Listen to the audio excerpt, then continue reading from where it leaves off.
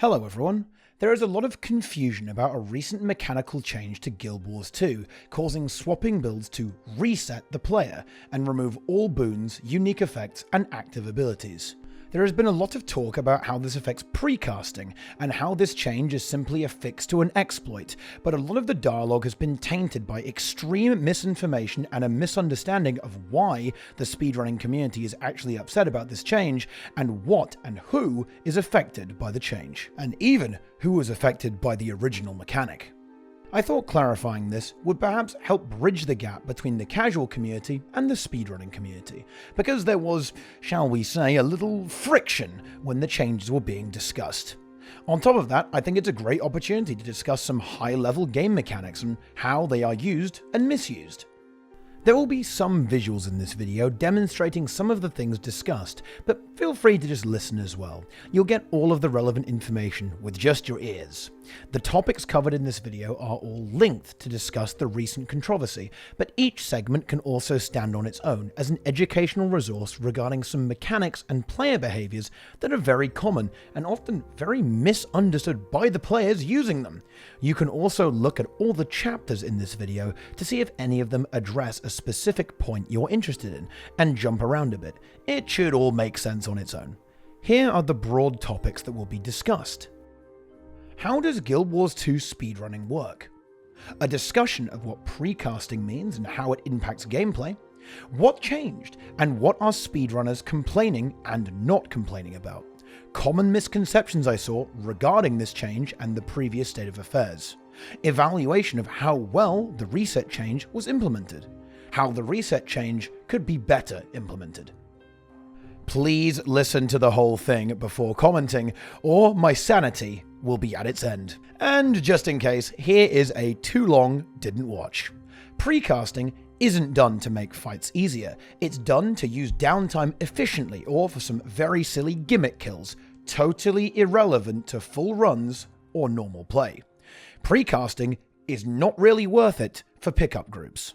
Precasting hasn't been removed outside of very extreme cases that affected less than 0.01% of the player base. Speedrunners don't care about the extreme precast nerfs, they care about the out-of-combat movement and buffing options being limited and being more awkward and clunky to use, therefore reducing the fun factor. Changing a single trait or piece of gear can now remove completely unrelated effects, such as boons applied by other players or Mesmer Portal. This is unintuitive. But oh wait, there is more. I bring a message from the future. ArenaNet responded to this and fixed it. A bit. Changing your weapon won't trigger the character state reset, allowing the player to rotate skills either for movement or buffing, and swiftness and aegis are completely exempt from ever being reset. This is definitely a good compromise, but as we'll discuss later in the video, the state resets will still cause a few unusual and unintuitive interactions. It's also definitely worth still discussing why the discourse around this topic became so toxic and rife with misinformation, which is actually the main point of this video. Overall though, this is an extremely good look for ArenaNet. The response was swift and a solution, although not perfect, is being implemented. Reacting to feedback in this way has won a lot of good faith in the hardcore community, and in general is highly demonstrative of the newfound level of communication at the studio. Definitely a big win. With that out of the way, sit back, relax, and prepare to embark on a cozy tale of Guild Wars 2 tryharding. Let's begin with speedrunning. You may have seen some competitive raiding, fractal, or even dungeon events, and one thing you immediately notice is just how detached the gameplay is compared to normal play that you or I might engage in. This is expected, of course. Good players are going to play differently, but there are a few key things that often get overlooked. If you're playing with random players, you'll constantly stop between segments of the instance, waiting for players to catch up, AFK, or just until they're ready. As a result of this, it's easy to look at a piece of instance content as different, isolated, and disconnected segments, and this is in fact how most players view the game. However, this is absolutely not the case in speedrunning. In speedrunning, the exact opposite is true. The entire instance is viewed as a continuous flowing encounter, and moving through this as fast as possible while performing other tasks such as preparing for the next fight is where a huge amount of optimization and skill expression is found. A great example of this was in a recent raid tournament. There was a head-to-head speedrun between Quantify and Downstate Cucks. This came down to less than 10 seconds, and despite Quantify gaining time on the final encounter and nearly catching up thanks to incredible damage per second, the Downstate Cucks were already simply too far ahead for this to make any difference because they were able to get an extra portal in to move to that boss faster, and this ended up winning them the match. This makes sense as well if you think about it. Downtime is the enemy of efficiency and will always be the biggest time loss outside of wiping, not boss DPS, even in casual play. Now for a quick primer on everyone's favorite topic, precasting. Precasting is the technique of applying boons and other effects before entering an encounter. This is actually just a part of out-of-combat gameplay that players use at a high level, not all of it. High-end players will use this to fill downtime while waiting for some unskippable dialogue or otherwise unavoidable downtime. Note, this is not done to make the encounter itself easier. It has almost no impact on this whatsoever. This is because precasted effects won't really last long in a fight, and will be used up for an extra burst of damage right at the start, making them not super impactful in encounters longer than 20 to 30 seconds, which is almost all modern Guild Wars challenging content. The fact that some bosses die in less than a minute, even without precasting, says more about how hard the content is, rather than the evils of precasting.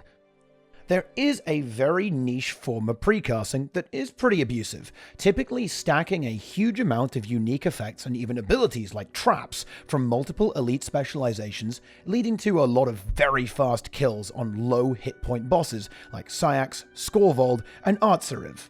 But this is more of a problem with those bosses being insanely undertuned as previously mentioned. Good players are going to demolish these bosses in seconds with or without precasting. And although this is actually the type of precasting that players typically point to when complaining about it, it really does not see play outside of the ultra tryhard groups, mostly for speed killing an individual boss, not in a full run because of how long and arduous the setup for these precasts can be. In other words, it's not about actual efficiency of clearing the content or speedrunning, it's just about pure optimization of a specific encounter, and is therefore irrelevant outside the most extreme tryharding player versus environment guilds. No pickup group is going anywhere near this. On that topic, in fact, in more casual play, precasting actually has the opposite effect. Players mimic it because they see it in speed kills, but because of the way most players actually utilize precasting, that is to say, as part of a full instance clear, instead of being a method for squeezing in more efficiency during downtime, it ends up doing the exact opposite. Many groups will even go as far to start encounters, reset them, and then precast afterwards in fractals, losing a huge amount of time and rendering any benefit from precasting totally pointless. Yes, you heard it here. Pickup group precasting behavior slows down the run, provides almost no value in the boss encounter itself because with current builds, boons are so easy to come by, you'll have everything within seconds. Incidentally, those seconds of boon ramp up are exactly what precasting is there to combat, but this does not happen if you do it outside of forced downtime, rendering the entire process completely useless. Compounding with this, the only place precasting really happens regularly in pickup groups is fractals, and this is only because the mislock singularities reset cooldowns, which is a far bigger design problem than precasting itself, as it allows you to do so with absolutely zero trade-off of having skills on cooldown at the start of the fight if you use them to precast. If you don't like the current way that players are engaging with fractals, then your problem is not with precasting, it is with the current systemic bloat of fractals.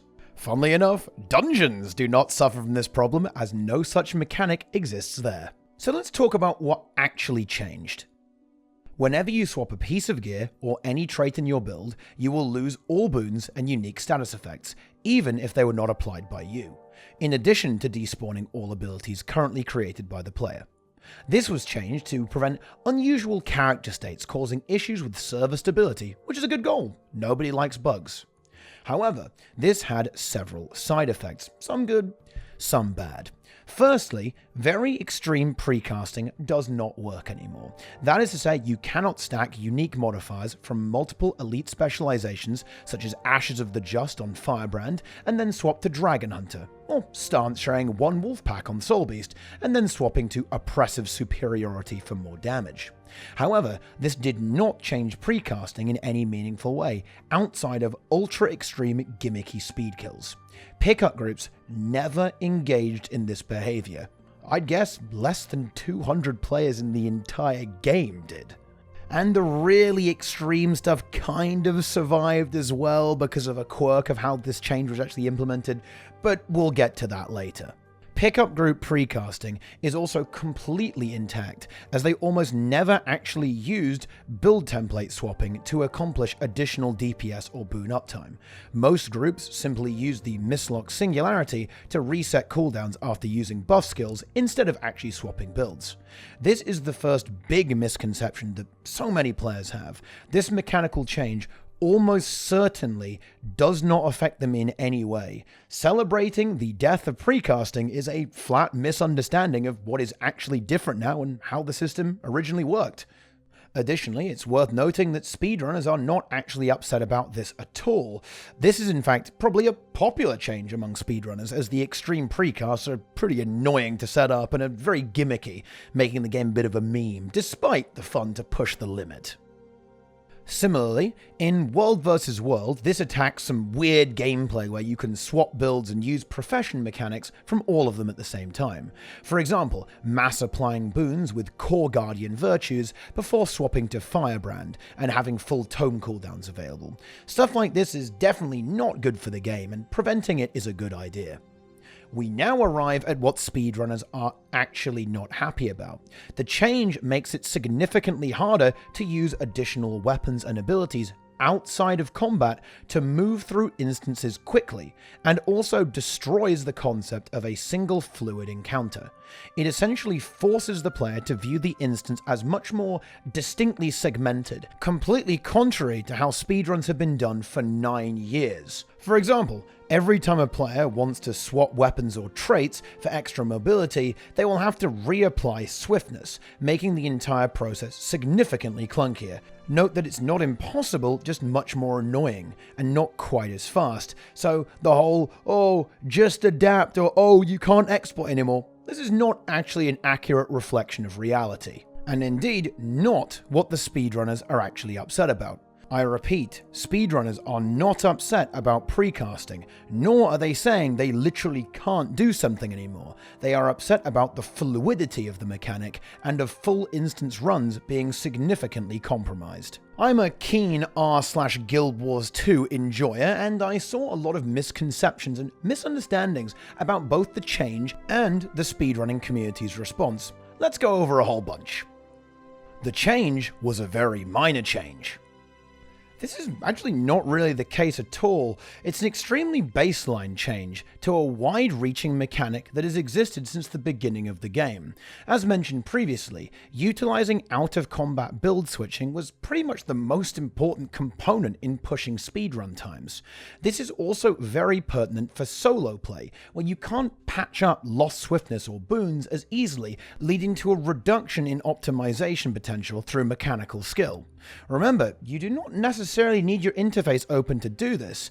ArenaNet added build hotkeys and even a small window above the weapon swap bar, so if you were typing a comment about how using the interface is exploiting, then stop.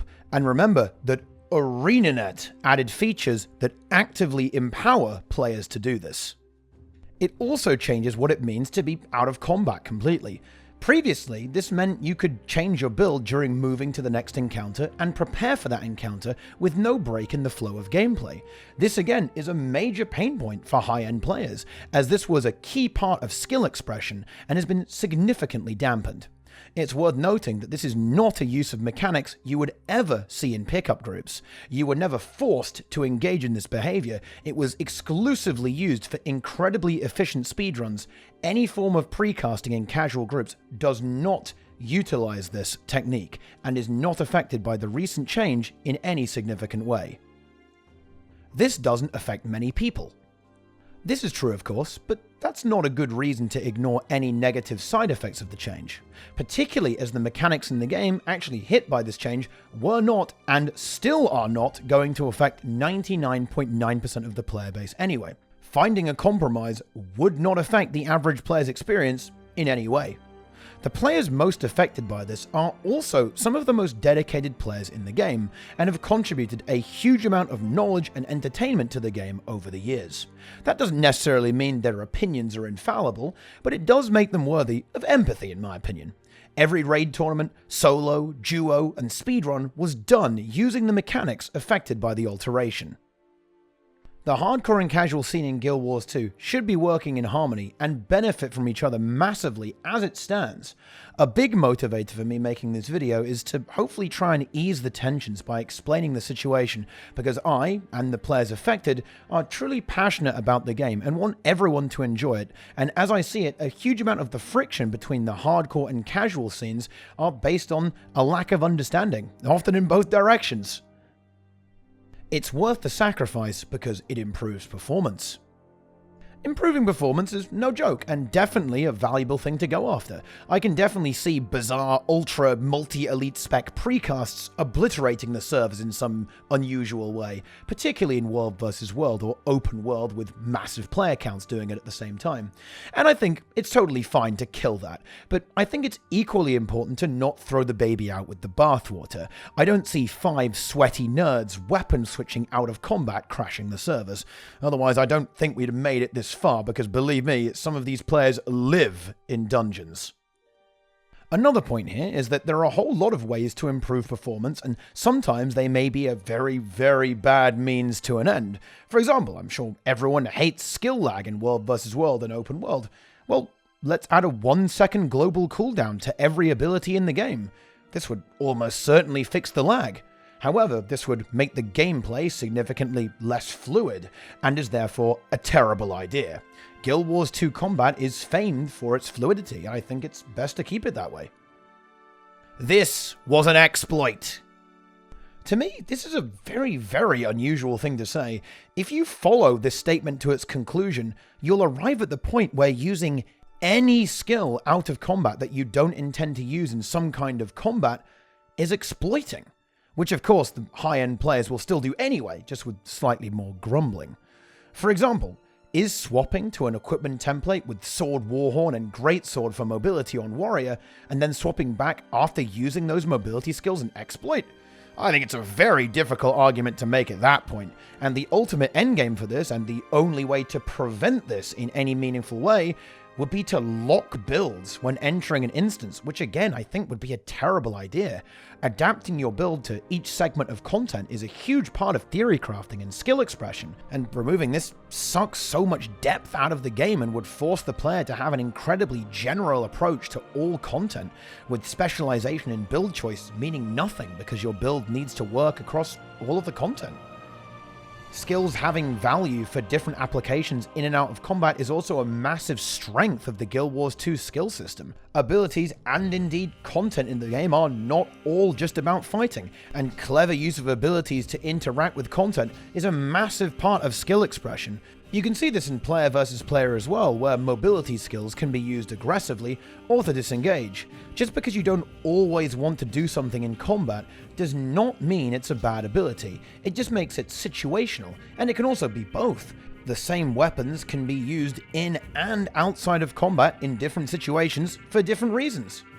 A great example of this is, once again, the Warrior, where Greatsword is good for power damage and mobility, or Mesmer Focus, which is fantastic for applying area swiftness while on the move, but also has great use in fights that require reflects or pulls.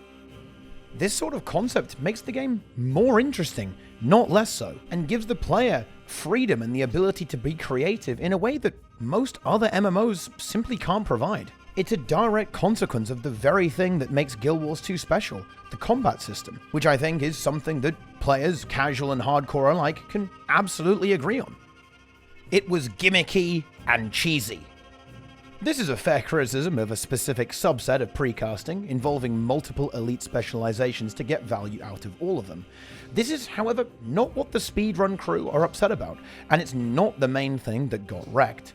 Unique modifier precasting was incredibly niche. Boons, however, are much more prevalent in gameplay because they're such a core mechanic of the game, and even though they're not really the culprit for the ultra cheese, they still got wrecked, which is more where the discontent lies. I think most high-end players don't really mind the really cheesy precast going away, because it is indeed very, very janky and probably doesn't add that much to the experience. However, it's not entirely gone, as I alluded to in the introduction. You can still precast very heavily as long as you don't swap elite specializations.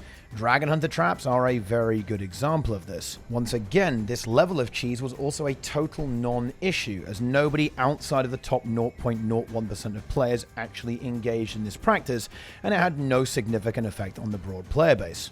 And as a final bonus meme, if you're upset about cheesy mechanics in the game, then I have some very bad news for you. The insane power creep added to the game over the years, particularly during Path of Fire, is orders of magnitude more destructive to the game's mechanical integrity than precasting ever could be. I'm looking at you, Firebrand and Scourge. It's definitely worth mentioning fractal system creep here as well. The only reason any pickup group ever precasts is because of Mistlock singularities resetting cooldowns, essentially allowing you to use all your abilities without getting a cooldown. This again is not only still in the game, but is also your true enemy alongside the insanity of fractal potions if you don't like the cheese. You have to play the interface. This used to be true, and I would have been highly sympathetic to a certain amount of grumbling about this.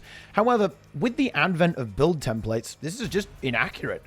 ArenaNet gave you not only hotkeys to swap instantly and with no interface, but also a little menu above the weapon swap button. In an unusual twist here, the player is now aggressively punished for using the interface in any way, even out of combat, as if they do, all boons provided to them from other players will instantly vanish, which I don't think is an ideal state of affairs either, to be frank. Build swapping was imbalanced, and the developers had to design content around it. This is definitely the misconception that is the most disconnected from reality.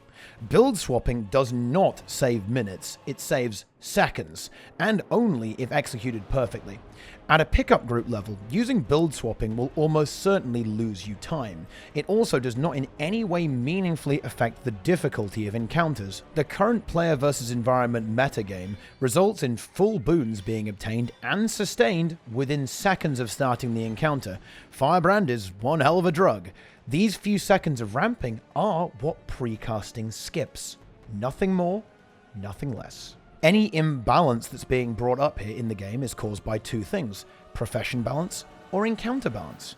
If a boss dies in 10 to 20 seconds, then either the builds are absurdly overpowered or the content is a joke. Maybe both. And you know what? I'd agree with both of these statements. But precasting is absolutely not the defining factor here. Snow crows are not going to just start dying to Giganticus lupicus because they have to wait 2 seconds into the encounter to get 25 might and quickness. The original gameplay was unintended. This is definitely debatable, and ultimately ArenaNet can change their mind at any time about this and have the final call, but I don't think past and even current content designs suggest this. Dungeons and fractals are not really that boss-oriented, and are set up almost like platformer games with the concept of speedrunning inherently baked in. For example, many monsters are designed to be skipped, not fought, so quick movement to avoid them during stealth or simply running past them is implicitly intended. Additionally, if ArenaNet didn't want players doing this, they could have just made it so you can't swap builds if you're too far away from a respawn point in an instance, as opposed to having the freedom to do it anywhere.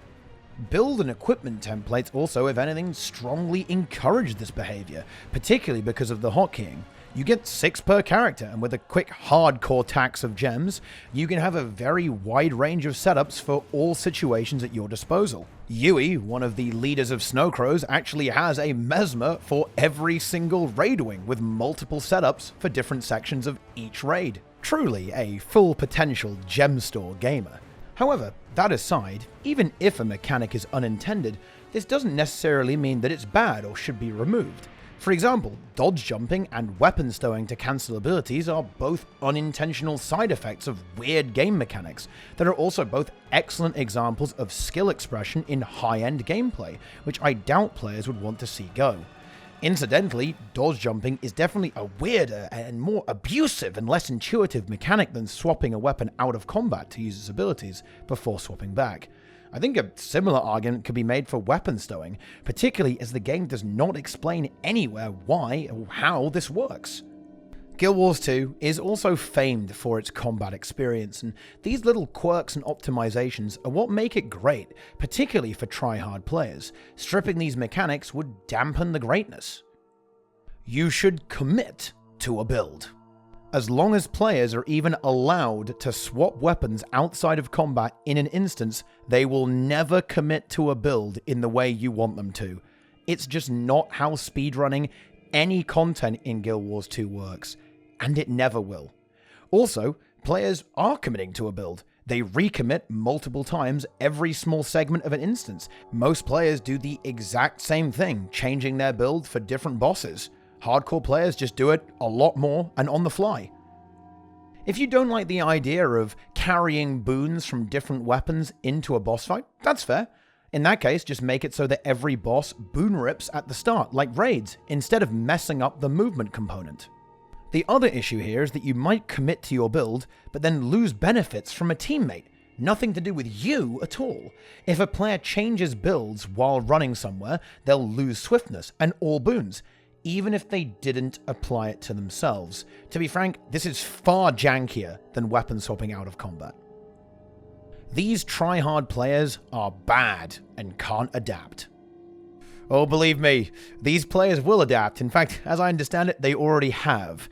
Adapting to new strategies is not something the speedrunners are unhappy with. In fact, they relish new mind-boggling strategies unleashed by balance changes or innovation.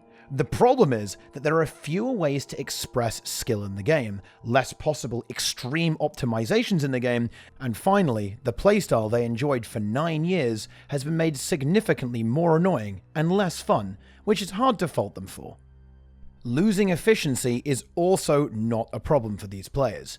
You are talking about the same people who wiped on Gorseval over 400 times for 31 hours, just to prove they could do it with 4 players and 0 updrafts.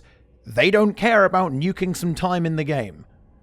What's really happened here is that players will be forced into a much more rigid set of actions, and deviating from this will break the flow of whatever content is being played, and end up clunky, particularly in group situations, because your allies now have to be mindful of when you want to swap, and then apply boons after you swap, not after they swap. A total mechanical disconnection. Hopefully that cleared up most of the common arguments and discussions. Let's now discuss how the nerf to build swapping was implemented. First up, the positives. Making the servers more stable is great, and removing the completely absurd precast is probably for the best anyway, so that's alright too. However, a lot of players are celebrating the death of precasting, where in reality absolutely nothing has changed outside of the very top 0.001% of players. Pre-stacking in fractals will remain very common, even though it's a time loss, although after this video, who knows, right? The pickup group meta doesn't really involve build swapping, and players run high boon duration builds anyway, such as Heal Firebrand, so no real value is gained out of pre-stacking that you won't simply get during the encounter by playing normally. Additionally, even if you do want to swap on your Heal Firebrand to, say, a Damage Firebrand, it's irrelevant. You can still apply your boons and unique effects to other players, and when you swap, the build effects will be gone on you, but not on the other 4 players. In other words, only one player loses the precast, and the boon slave player can simply cry about their boon uptime, but run a build with more self-boon application, and then simply play the encounter as normal and ramp up their own boons over the course of a few seconds, leading to some pretty unintuitive, clunky gameplay. This is also a very pervasive change and is replicated anywhere in the game, don't forget that. Change even a single weapon or trait in open world, and your boons don't exist anymore. It's also pretty weird and confusing for a new player, I think, or just people who won't know about this mechanic. They will end up changing something about their character and lose all effects on them that are completely unrelated to what they changed, even things from other players. It also just doesn't remove the whole out-of-combat weapon switching either, those dirty exploiters love. It just makes it more inconvenient. All it does is make moving between different segments of player versus environment content much more disjointed instead of a smooth transition.